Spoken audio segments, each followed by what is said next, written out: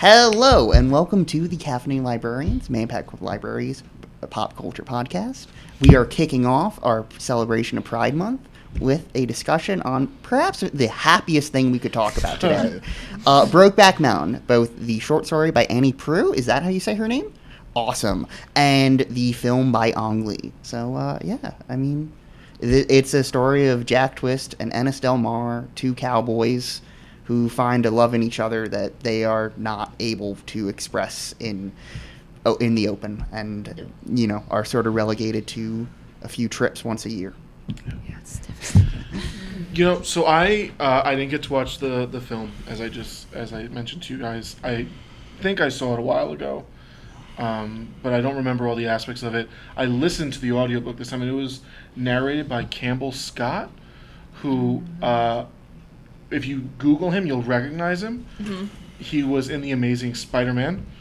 I don't know who he played in that, but his voice was amazing. I loved it.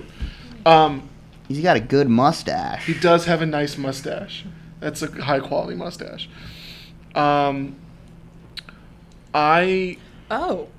Yeah, you recognize him, right? Yeah. He kind of looks familiar. This guy's in a lot. This guy. Yeah. He's in a lot. Yeah. I just can't pin it down. I would love if I could remember a role he was in, but I'm just like, oh, this dude. He does look familiar, but like... Oh, he was like... Peter's dad in Amazing Spider-Man. Oh, was he? Oh, that's why. They did the dumb, they were super spies stuff. Yeah. Yeah.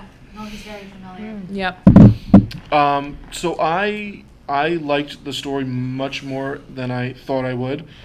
And, the thing that really stuck out to me was I really liked how they kind of, they were so, just open with each other. Maybe because it was a short story. Mm-hmm. But, their dialogue with each other was just, so we were just saying, I think this was probably before we started recording, or maybe it was during your intro, you said that they couldn't really be together. Yeah. But it's really because Ennis didn't want to... Yeah. Well, didn't really take that next step, but Jack wanted so Jack wanted to have, their own little ranch and live happily ever after, but with Ennis's trauma as a child, where his dad took him to see, a lynched body of a gay man. Mm-hmm. Yeah, and it is spoilers, but the exact thing happens to Jack. Supposedly. That's what I really like about it. It is what Ennis thinks happened, and it might have, because... That's spoiler. what I wanted to ask, because that was the one thing I wasn't totally sure about. I take it as it did happen, because once the dad mentions, he started talking about another guy who was going to come up here. And it was definitely Hopper from Stranger Things. Yeah, David Harbour. It was kind of wild to see him in this. I didn't realize. And Anna Faris was his wife. This is a star-studded cast. It's been a really long time since I've seen this film, because I originally saw it when it came out, and I was too young to be watching Hathaway, who married? Lorene. Yeah. Lorene. Yep. Kate Mara's in it too. So, I saw this cast list. Yeah. Okay, I knew this was a beloved film. For some reason, I had it in my head of this is going to be a big weepy melodrama, and I kind of avoided it for years based off that misassumption. Yeah. It's not that at all. This film is stark and I found out the screenplay, one of the writers on it was Larry McMurtry, who wrote Last Picture Show, which is a similarly eviscerating and empty feeling film. I was really, and I was surprised by just how old-fashioned a lot of the craft on it was. A lot of it's just watching them in nature, just the first hour, really, not much happens other than them just, being together, and it's really beautiful. It is. I told you, it's beautiful. I love it. Ang Lee really knows how to shoot a landscape. Yeah. It is just beautiful. I love the story, but I like how it ends. I don't usually love interpretive endings. I do not care for Hemingway very much, but I love how Annie Proulx approaches it, where this is Ennis's perspective. This is what he believes happened because that's what he thought would always happen. Yeah. So spoiler, at the end, it's either a tire blew up in Jack's face and... What a way to die. Yeah, broke his jaw and nose, and he drowned in his own blood. Or, as Ennis believes, he was beaten. So I guess my thing was, does Ennis think his dad did it? No. No. Okay. No. I don't think the dad No. approved, but you Yeah. know, Yeah. No, the dad didn't seem responsible. Yeah. And then No, he didn't care. the other thing that I kind of was like brought me back, like shocked me a little bit, was the fact that Jack like planned to bring another man there. Yeah, it breaks your heart a little Yeah. bit because Jack's finally given up on their relationship. Yeah. after 20 Yeah. And like Well- that was something I didn't expect, because the one time when they meet up after years and they're married, years, yeah. he's like, "Have you been with another man?" And he's like, "No, I would never." Well, Yeah. then I think things change for Jack as it goes Yeah. along Yeah, because like because- they have that argument toward the end Yeah. in the story about Mexico, and he's like, I know Yeah. what they got for boys like you down in Mexico, and Yeah. Yeah. they, And- you know, Jack's like, I get this once a year, Yeah. like you cannot judge me for this. Yeah. Yeah. He's Well, like, I and, can't live the, off that. The fact of the matter is that because of his trauma, Ennis is not willing to take that step, and that kind of hinders anything from really continuing. Well, I mean, it's dangerous. Yeah. Yeah. Well, like it is. it's out of preservation. Yeah, Yeah. our story starts in 1963 Yes. Yeah. and ends in the 1980s. Yeah. It's still, Okay. Yeah, it's still a Yeah. stigma. It's still, it's gut wrenching Yeah. because Ennis wants it. He just won't let himself have it. right. Yeah. And like even the last line of the story, which they do incorporate into the movie, but much earlier on, that he's like, things suck and there's nothing we can do about it, so we just have to stand it. Yeah. You Yeah. just have to learn to live with The- this. Yeah. That the bit in the story that really wrecked me was at the end when like they're talking about Ennis's dreams and Yes. how like Oh my the- god, yes. it's the bit that really gets me is the spoon, the handle of the spoon Yeah. being the tire iron, and just Yeah. like It's like such- just everything's mixed in this awful. Yeah. I love her writing is so visceral, Mm-hmm. and these characters feel like real people. Yes. And I really Do love. you have other stories you'd recommend from her? Because I really love. Do you want to? I have a short story collection that you can borrow. That'd be lovely. Thank you. Is it all Western stuff? Yeah, that's Yeah. what she does. Yeah, I really liked it. Yeah, the short story collection I have is like the Wyoming collection, and it's all westerns. But yeah, I really like how she writes. It feels so visceral, and you can picture it. And the way that she writes the dialogue for her characters is so accurate. Yeah. And I was gonna I say really love- I listened to it, so I didn't get to really see the words on the page, Mm-hmm. but just and again, Campbell Scott, props, did Yeah, an no, he did a outstanding really job great job. narrating it. Like it just, I don't know how to say it, but yeah, it just like the dialogue was just so realistic. Yeah. And I was Yeah. like, wow, I love the way these guys are just talking to each other. Like I it love- felt yeah. real. Like it Yeah. felt like I could actually see the scene. Yeah, I understand why they softened it a little for the movie, but I did get a kick Yes. out of how many times they just dropped like the C word, and I was Yeah. like, Jesus. I know. The first time it really took me back a little Well, bit too. that's what I was I like, really love about that like first sex scene is that it comes out of nowhere. Yeah. Yeah, and Yeah. Jack tries to start slow, and it's Yeah. like, nope, not doing anything halfway. Yep. I really love that. It's just, Yeah. but it's so like their characters. And I do find it interesting because they're pretty open when they meet later. yeah. Yeah. But when they're actually on Brokeback, they don't talk about Yeah. No. what's happening between them at all. Yeah. And the scene that always gets me in the movie is Jack final saying, argument, Yeah, yeah. Jack saying, "I wish I knew how to quit you." I felt it more in the book. Yeah. And I'm sitting at the reference desk going, "He can't cry. You can't cry." The scene that is like pushes me over the edge every single time is when he's at Jack's parents' house and Yeah. he Yeah. finds the shirts tucked Yeah. away in that little like I'm Yeah. like sobbing. In Sobbing. In the Yeah. film, I always get emotional when he smells Yeah. his shirt. Yeah. Because Oh, that's essentially yeah. all he has left. Yeah. And like I always It's so like about it devastating. too, like just in history, like how the fact that you can't be with the person that you love because society doesn't approve, and it still happens, you know, today, like even with people who aren't within the gay community, that there are cultures where if you're a different caste or a different like it's a huge problem still. And it always like breaks my heart. It's like why? Like why do you care? You know, if these people aren't hurting anyone. Like it's such a shame. Like I think about people who throughout history could never openly be with one another because of prejudice or just like the threat of violence. Like it boggles my mind, you know, that you have to sort of live with that kind of fear, that anxiety. So that's what breaks my heart. Like the scene where, you know, he smells his shirt. Yeah. Like, Yeah, that's a that very entire, powerful thing. especially like in the story. So this is my like 5th time reading this, and I love it. But it's that scene that gets me every single time. I immediately just like Yeah. sobs. Well, that scene threw me for a loop because, like, I at first, I thought that, like, his father and his mother, Jack's father and mother, were just like, kind of accepting. Like when he was like, oh, he was gonna bring a guy up here, and they were gonna, or he was gonna. I think he was talking about Ennis. He was gonna bring you up here and build a cabin and help out around here and everything like that. And then you hear the story, and you're like, oh, he's not. But like the mom kind of. The mom was. To a degree. Yeah, She she won't loved her say child. anything out loud, Yeah. but like the idea of her being like, "Do you want to see his room?" is very moving. Yeah. Yeah. I love it. She like subtly hints that I've left it just the way he did, because it's her house. Of course, she knows the shirts are there. Yeah.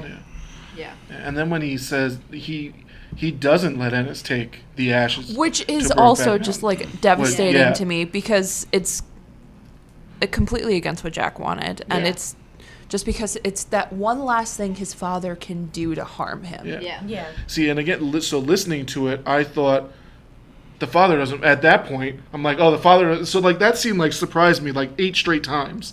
Like I was like, oh, the father doesn't want anything to do with him. He's gonna just let Ennis take the ash and everything like that. But yeah, you're right. It was like one last little like just jab and I at wonder him. too, because I sort of take the interpretation that he was murdered. That's how I kind of take it. That's how I interpret the ending. It's very likely that he was, especially considering that he was having an affair with his neighbor. Yeah.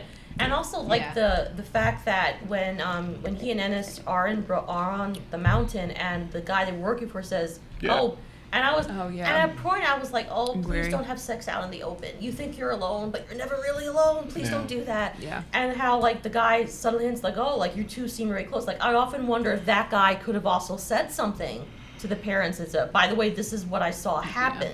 To kind of confirm I don't it. think that he cared that enough to actually say something to Jack's parents. Yeah. I think a parent knows. They know. Yeah. They know. Unless they're completely like ignoring it or ignorant of it. Yeah. You know. Yeah. You just have that feeling. Yeah, and I don't know if that guy necessarily would be the one that would like alert people to what was happening. Yeah. But like I think it's indicative of the fact that maybe they weren't being, or Jack wasn't being as careful as he thought he was being. Yeah, which is like another thing for Ennis is he knows Jack. Jack isn't careful. Right. Yeah. Also, can we just take a moment to appreciate the devastating scene where Jack drives all the way from Texas to see Ennis after his divorce goes through, because he thinks they're going to finally be together. Yeah. And he gets there and Ennis is like, what the hell are you doing here? Right. And he's Devastated. I prefer the movie of that when he's like he's we talking get to see the it. kids too, and he's Yeah. like so excited, and it's Yeah, where he's, oh god, you see him like excited singing on the way, and then it cuts to him afterward and he's crying on his way back to the life he doesn't want. That Emmylou Harris song. Yeah. It's just so good. It's incredibly well acted. I do think that the film does a good job of like humanizing their wives. But one thing that I don't like, and it's nothing against Anne Hathaway, I understand she wanted to like make her character more human and make you feel for her. But one of the things that I loved about Lorene in the story is that she doesn't care. She's a very cold individual. It's just a business transaction, their marriage. Yeah, that was one of the things that I noticed too. So I didn't really feel bad for her, but Alma, I really felt bad for Alma. Yeah. Well, because all right, I understand Ennis has trauma from his past. I understand that, but when you have 2 children and a wife to support, and you take jobs that you can just easily quit because you can, it's like, what? No, what are you doing? Well, What are you doing? So you don't want to succeed at anything Yeah. at the cost and detriment to your family. That's selfish, and I don't like that. I don't Yeah. like it. I don't like that aspect of his character. He's a deeply flawed individual. Yes. Yeah. And there are so many aspects of his character that I think Heath Ledger does an amazing job portraying. Yes. Where he can't express his emotions. So he punches He Jack. wants to be the martyr. Yeah. He wants to constantly feel like Atlas holding up the world because he can't have what he wants, so he would rather suffer Yeah. and make everyone around him suffer. Yeah. Yeah. In the audiobook, there's the part where, I think Alma like sits on his lap and says like, "Let's live here. Let's not, I've been living in a Yeah. ranch or something my whole life or something like that. Like I want to live where we're around people or something like that." And then like the narrator like kind of like paused, and then he said, "They stayed in the apartment." Yeah. Like just like like everything was kind of like, and I think that's the beauty of a short story as opposed to a novel. Really, is like every line has purpose, and Yeah, it every Matters, yeah. every word kind of has a deeper meaning. Yeah, I know I brought up how like the grand landscapes were shot, but I Yeah. want to shout out how that god awful town was shot. Yeah. Just Yeah. the cinematographer for this is Rodrigo Prieto, who is one of the best. He just last year he did Barbie and Killers of the Flower Moon. Wow. Yeah, and he's done The Irishman, Wolf of Wall Street, bunch of movies. Amazing cinematographer, and yeah, so he was really bringing it here. And we bought a zoo. The Oh, classic. really? Yeah. Interesting. How is that movie? Oh, it's weird. It's bad. It's very yeah, strange. It's a very strange film. Cameron Crowe lost his mind a little around that. I think this was around the time of Aloha, I was just going too. to ask, is that the Aloha guy? Yeah, he did Almost Famous. He did. Say Anything, good director, but boo. Yeah, some stinkers there. You know what Aloha's about? Isn't it about like a military Yeah, pilot? and then like Bill Murray's like gonna shoot nukes in space to like Oh, really? mess with satellites, and also Emma Stone is Hawaiian and in Yeah. love with Bradley Cooper. It's wild. I love how she apologized for that. Yeah. Yeah. Okay, back to Brokeback Mountain, yeah. But I appreciated how the film interpreted it. And I like that it's literally just dialogue straight out Yeah. of the story Yeah. that they use.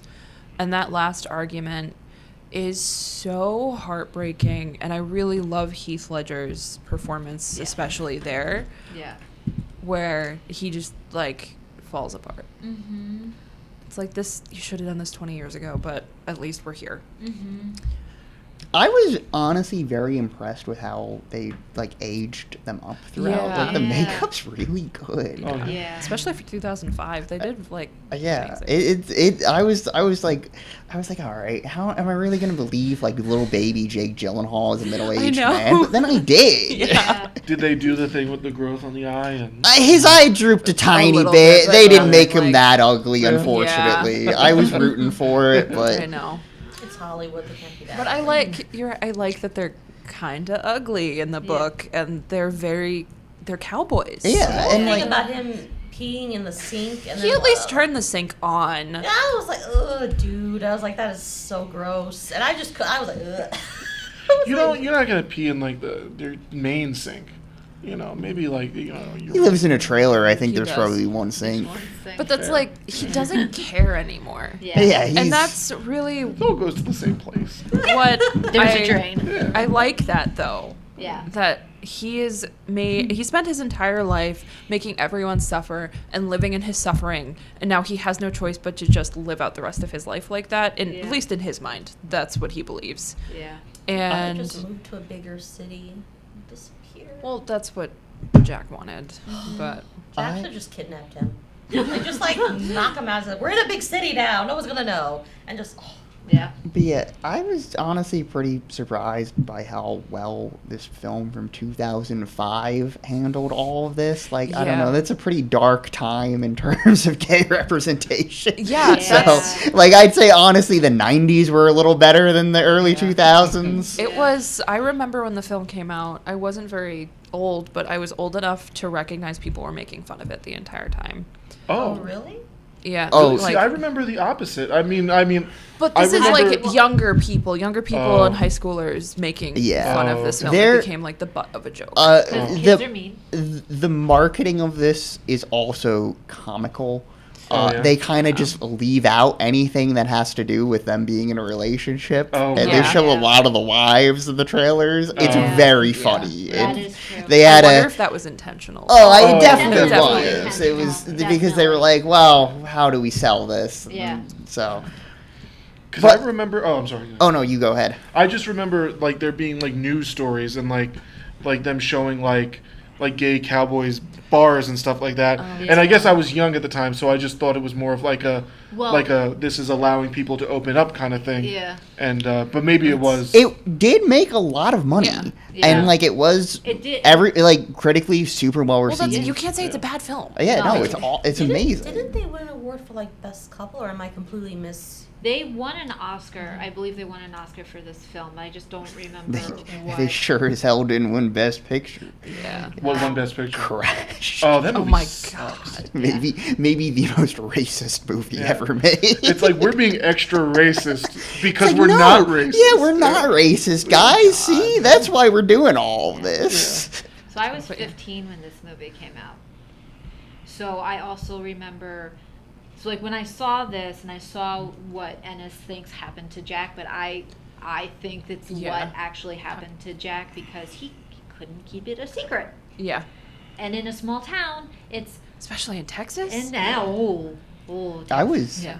7 when this came out. Damn. But I was 10, so. I remember very distinctly in the 90s, it must have been like the mid 90s, because I remember seeing news footage of it, of a hate crime that happened in Oklahoma to a gay college student where it was awful. I won't go into any details of it. You can look it up if you want because the anniversary came up like I think last year.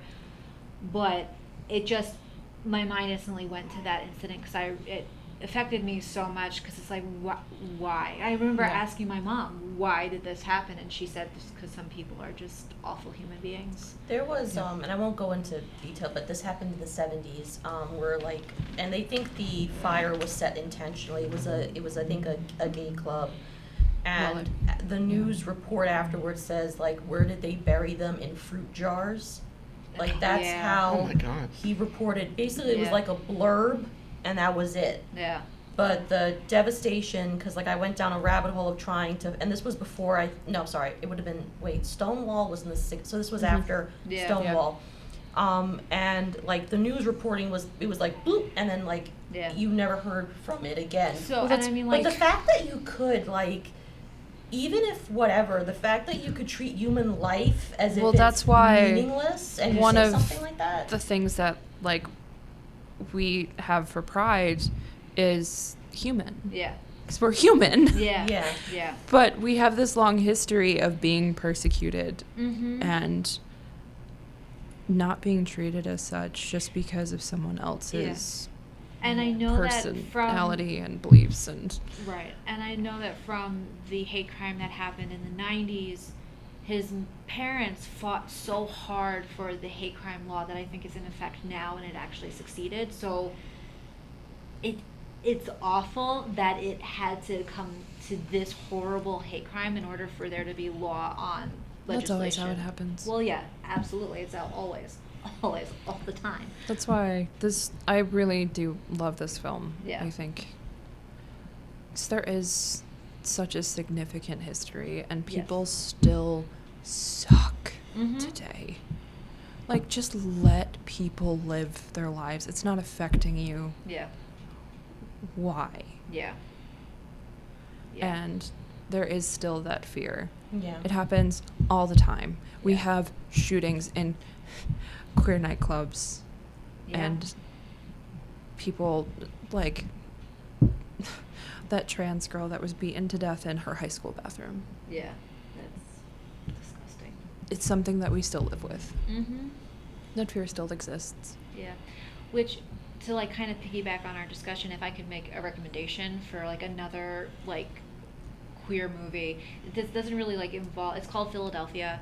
It's Tom Hanks and Denzel Washington. It was made in the 90s. Yes, there are some problematic things with it just because it's dated, but it's about Andy, Tom Hanks, who is a gay man who is in a relationship and who has AIDS. And AIDS obviously did not help with the LGBTQ plus community. No, it became Yeah. a witch hunt. Yes. But it's about the trial that took place after Andy was fired for essentially being from this high class law firm in New York City for being gay and for having AIDS.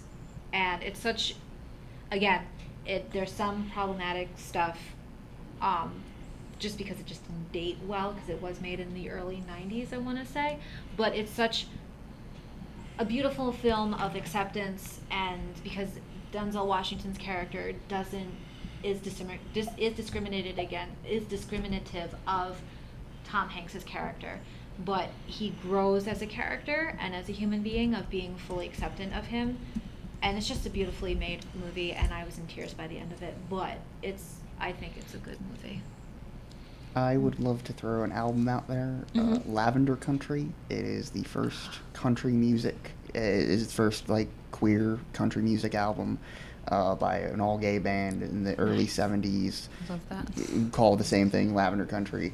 It is amazing stuff. Like, yeah, check this out if you love Brokeback Mountain. It's, fair warning, is very angry, as, you know, I think gay people in the 70s, they should have been. Yeah. But yeah, no, it's a beautiful record. Highly recommend it. Like, it's really, it's getting more attention now. They actually did an album like a few years ago, after 50 years of nothing. Wow. So, but yeah, no, highly recommend it. What's the guy's name? Patrick Haggerty. Amazing. Got a great, like, he's got like a great country music voice. It's very like, oh shucks, but like, great. I would recommend, on a lighter note, Booksmart, which we're showing on Monday. Annalisa's showing on Monday. Yep. Monday the Excellent, 17th. excellent movie. Simona's birthday. Yeah. Yeah. So, That's kinda one of the watch it. things that I've talked about recently too, that a lot of queer literature is sad.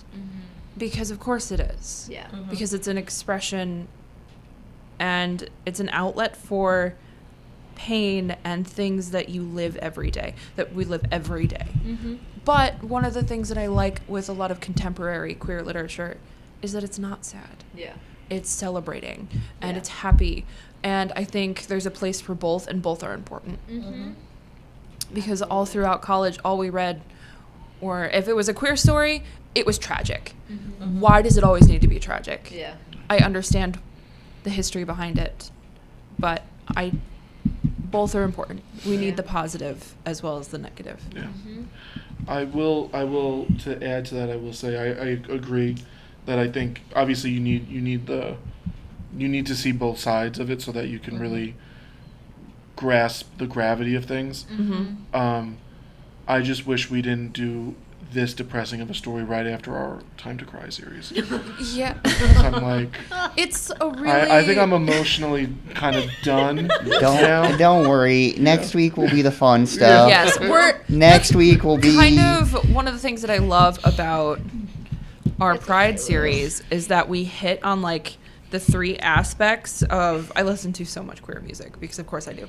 And I love that things are sad bops, or like really fun bops in general. Yeah. So we're hitting, this is our sad moment. Getting it Next out of the week way. is our bop, and then our last is our sad bop. Now, and on a musical note, I want to push our mixtape dropping on Spotify. Yes. Yeah. Yeah. We put together some bops for you. It'll be linked in the the bottom of this video, so check it out. Or if you're listening on Spotify, I don't know, I'll put the link up there. Yeah. Yes. So what are we rating this, and out of what? Horseshoes? Since they're cowboys? Or They horses? really didn't do much with horses. They're fake ass cowboys. Could that be our rating? No. Not a fake ass cowboy. What? Yeah, there's not really fun items in this film, are there? No. No. How many mustaches would you give it out of 5? Oh, I love Jack's mustache. Yeah. I'm glad they kept that. I was Yeah. It's so silly. But yeah, okay. How many mustaches are you giving it, Lou? You know, I think I'm gonna go 5 out of 5 mustaches. I know I give everything 5 out of 5, but I really like the story. Like I said, I didn't get to rewatch the movie. I watched the movie a long time ago, I think. I don't know that I don't know if it was fully or if it was in pieces. But when you guys started talking about some stuff, I started remembering some things. But I really liked the story, and it really just from the beginning to the end, it was so engaging. And again, I think it's because it was a short story. Yeah. If it was a novel, I don't know. Maybe I would have gotten a little bit bored with the landscape it's descriptions. But I mean, the dialogue was. That might be the best. Maybe it's because I really, really like the narrator. Like the dialogue. Yeah, the dialogue is just genuinely good. Yeah. Like She's I was just a great writer. just captivated, and like you could, I really felt like the characters were like right there. So Yeah. 5 out of 5, I guess mustaches. Yeah. 5 out of 5 mustaches. I felt the emotions more so in the book than I think in the movie. Mhm. But nevertheless, it hit me where it was supposed to hit me, and it was a good cathartic feeling. So Who hit you? 5 out of 5 mustaches. Who? This is my suggestion. So I'm giving it 5 out of 5 mustaches. When I first read the short story, I was gutted. Yeah.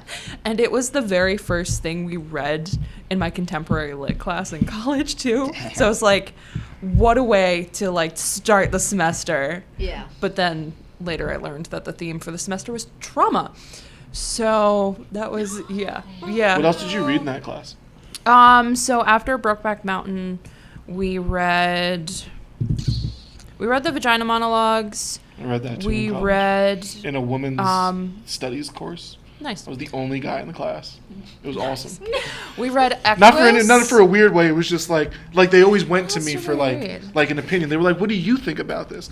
So I was like, I love this. This is great. But yeah, so we read Brokeback Mountain. We read Equus, which is a play that Daniel Radcliffe was in on Broadway that is heavy religious trauma based. And we read V for Vendetta, like I said, the Vagina Monologues. And we read Slumdog Millionaire, which is Q&A by Vika Swarup, which is another one of my favorite books. But this is one of my favorite short stories for like content-wise, but the way that the story is written and the characters, and I'm really glad you guys enjoyed it because it's like I hope you enjoy it, but I can understand if you don't. Like it's one of those that's like, I get it. Yeah. But it's Enjoy is, I don't know if is the word I'd use. I was engaged. Well, that's what you hope though, is that it sucks you in and keeps you and keeps your attention. I guess you do. I guess enjoy is an okay word. Just because it depressed me doesn't mean you don't enjoy it, I guess. Yeah. It's a beautiful story, and I love that it's a beautiful story, but our characters are still like these rough and kind of gross cowboys. Yeah. But the story's still beautiful. I found that so moving because, like, first of all, it's getting better, but still, generally, you don't see too much any like very real feeling queer romances in mainstream media, and the fact that like no, they are not attractive. This is not like for the audience's like enjoyment. This is just real. This is how real people act and feel, and like I that really moved me. I'm a big proponent for put normal people in movies again. That's why I love so much stuff from the 70s. Is it's just like they were letting normal people be movie stars, and that was awesome. Yeah, I think that's actually the perfect way to describe it. Like it felt real. Like, yeah. Yeah. That's why I think your reactions to it are so visceral. Yeah. Because it's like I feel like I know them. Yeah. They're based in reality. And I just want to add on to that, what I loved about the movie is that they didn't hide from like going into what we read in the book. Like, there was no censoring of anything. It was just there, out in the open, and it's I miss that in movies too. So if I had to rate the book, it would be 3 out of 5, but the movie would be 4 out of 5 for me. Like, I think I had more of an emotional response to the film, more so the book, but still, you do feel for these characters and what they are experiencing and what they, yeah, it is very heartbreaking because you have two people who love each other who are trying to figure out how to sort of be together in a society that obviously has a zero tolerance policy for their relationship. So it's heartbreaking in that sense. It's heartbreaking for at least one of the wives, not the other one. Because they're caught in, well, I guess Yeah. both, but, and, No, 'cause they're- No, I don't Okay, think Lorene no. really cared. Okay, Yeah. so at least for Ennis's wife, because she obviously does care, so it's heartbreaking for her because she's caught up in that situation, so yeah. Yeah. I will say, so I not to demean your rating of the short story, but you didn't listen to it read by my boy Campbell Scott. I guess not. Maybe if had I listened to it, it would have been different. This guy is great. I'm just gonna find books that he's narrated, and I'm just gonna listen to those. Campbell Scott, Yeah. completionist. I'm hitting the story with 5 out of 5. I adored it, and I'm hitting the film with 4.5 out of 5. It was really, really lovely. It's something about the story pushes it a little further for me. Yeah. But Ong Lee, please stop filming things at 120 FPS. We need more of this. We need less Gemini Man. Oh, he did Gemini Man? Yes. Oh. He also did Life of Pi? Yes. Is that him? Yeah. He did Crouching Tiger, Hidden Dragon. Oh, he did the Sense Eric and Bana Sensibility. Hulk movie. Oh, Oh. yeah? Oh. He's had a strange career. Yeah. Yeah. Interesting Yeah. collection there. Combination. Yeah. He directed Sense and Sensibility, and Emma Thompson wrote the screenplay for it. It's my favorite adaptation. Oh, interesting. Yeah. So, it's not really a recommendation because I don't know how easy you could find it, but it is a Korean drama. Granted, Korean dramas have sort of grown, but it's a family drama. But there is one of the sons is gay, and he's not open about the relationship, and he kind of gets exposed. But what I do love is that for the most part, he and his partner are accepted by the parents. And I can't remember what the drama is called, but it's a family drama. But I just remember the moment when he and his boyfriend are in the car, and the boyfriend has been disowned by his own parents, and he had a wife, obviously, because he felt the obligation to have a kid, but the wife and kid have essentially, they're not part of his life anymore. And he's just sobbing because of how open his partner's parents have been, and his sobbing obviously causes his partner to cry. So it's just a scene of the two of them in the car crying, but it's a good kind of crying because the family has accepted him. But I remember that drama caused a lot of controversy, even though nothing is really shown. Any intimate moments, it's done in ways where they could the director wanted to have a wedding scene for the couple, but of course the network said no. So she found a way to sneak one in anyway without it being blatantly a wedding scene. But yeah, it's such a and obviously it's dated, but it still is a beautiful drama. But I just remember that moment of the two of them crying in the car together because he's been accepted What's by the drama family. called? I have to look it up. I can look it up because I remember the actress who plays I'll the mom because she's Flash it on the screen. yeah. I will Say, look, we I can will look it put our up. recommendations in the comments. Yeah, or because description. I don't know how easy it would be to find. I will look it up because I remember the one who plays the mom. She's called Korea's mom because she's fantastic, and I remember a vampire film that she's in, which is actually another good kind of wreck. But I will find Wait, it. what's the vampire movie called? It's called Thirst. Oh, is Oh my that God, I love that. who did that? It's a great director. I'm sure it is. I can't remember, but it's the main Park character- Chan Wook. Park Chan Wook. Yes, he's a priest in that movie, and he becomes a vampire, and yeah. Lovely. Shenanigans and Yes, a lot of yes. Interesting. But the one who plays the mom is in that drama, and I will And find she the was drama. also in the other one that we watched, right? Because I think you said the, what'd you just call her? The mother Korea's of Korea. mom. Korea's mom. I think you used that Yeah, she plays Hades. in the other thing that we Yes, watched. in Tomorrow. Yes. Yeah, She's a yeah, fantastic yeah. actress. She has such a range. But I will find the drama and I will put it in there. Like I said, it's not perfect because it's a product of the culture and the time, but still, as far as a gay couple, which they have a happy ending and they're accepted and no one dies, which I loved. I was like, please let no one die. So I will find the drama and I will put it in there. And I could probably have a few other recs if I think hard enough, and I'll send them Yeah. to you, Joe. But Heartstopper. I love loved Heartstopper. I love Yeah. a happy Very story. Yeah. I love happy Yeah. endings, and I have read so much drama. I need a happy ending. I'm not going to go into most books unless, Yeah. like, There's the I happy get ending. that. Yeah. I am a sad bastard, so No. I'm struggling. to There's, come up with if it, you but, want a sadder historical gay romance, Cat Sebastian's books are amazing. okay. How They're historical are we talking? they're like in the 50s and 60s. Oh, okay. Yeah, so same time period as this, and they're also tragically beautiful. I kind of want it, but at the same time, I can't. I don't want to cry. Like I know life is not full of happy, but like at the same time, I want to be deceived. So I want like that happy. I want to be deceived. I want it. Like I want. So you want the illusion that happy endings happen all the time. Yes, Yeah. essentially. I want to be lied to. Philadelphia is A- not a happy ending, so. Okay, a really lovely. It's a short film within an anthology film, but the anthology is called Wheel of Fortune Fantasy. It's by Ryusuke Hamaguchi, who did Drive My Car, and Evil Does Not Exist, which just came out.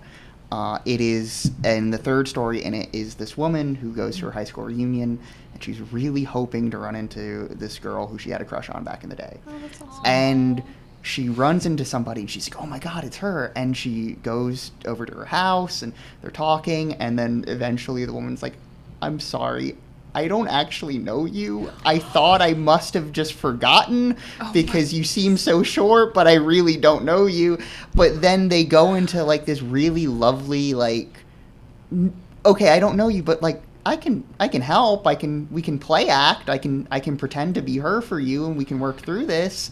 And it's this amazing little short. It's one of my favorite things. It's it brings such a smile to my face. So the way you described it kind of sounds like a horror movie. But No, it's not. no, It it- sounds very wholesome it- and a little twisted. Just like a little bit, but like in a That's wholesome where I way. thought it was gonna go. Yeah, I was but, expecting something like sinister at the Yeah, end. like No, they're just No. really sweet to each other. Yeah, I and- just and think they- she really liked her and wanted to keep talking to her and keep hanging Yeah, out yeah, with her. and then like the woman whose house it is, she's like, yeah, you know, I knew a girl in high school, and she kind of reminded me of you, and I thought you were her, and then like the roles Yeah. flip, and Oh. so they both kind of get closure and from That's each really other. great. And It's I- a really lovely little thing. I highly recommend I it. really do love that. realize that I do have a current recommendation. So Dead Boy Detectives on Netflix. Because they have Are they dead? yes, they are dead, but they're adorable. And yeah, that's a queer rec. that's Damn, current. Simona, they're dead. They are dead, I'm but joking. they're so cute together, and they're like happy dead people who want to help other dead people be happy happy dead and move people. on. Well, they are because they have each. That's very cute, Simona. It's very cute, and Yes. it's adorable. I was rooting for them the entire way, and there will be a season 2, and maybe they're adorable together. Simona, Yes. I do you just had to feel make like a dumb we're little giving you a hard crack. time? I'm sorry. Whatever happened to Heartstopper? Did they ever do a season 2 I of think they Heartstopper? did. Yeah. Kind Yeah, of recently. they're Yeah. still going. Jonathan Bailey from Bridgerton is going to be in the next season of Heartstopper, Oh, yeah? Oh, I didn't know which they did. he's so excited about. Oh, yeah. Yeah. But Yeah. he's really delightful. And our library does have a lot of queer resources, and we have a lot of queer books, nonfiction and fiction, movies. Canopy has a pretty great selection of, especially of like new queer cinema. So if you're interested in like Gus Van Sant or Greg Araki, they got you. Yeah. Do you want to take us out? All right. Yeah. Thank you guys for joining us, and we'll see you next week. Next week we're lightening things up, doing bottoms. So get Yes. ready for Girl Fight Club and terrorism. So-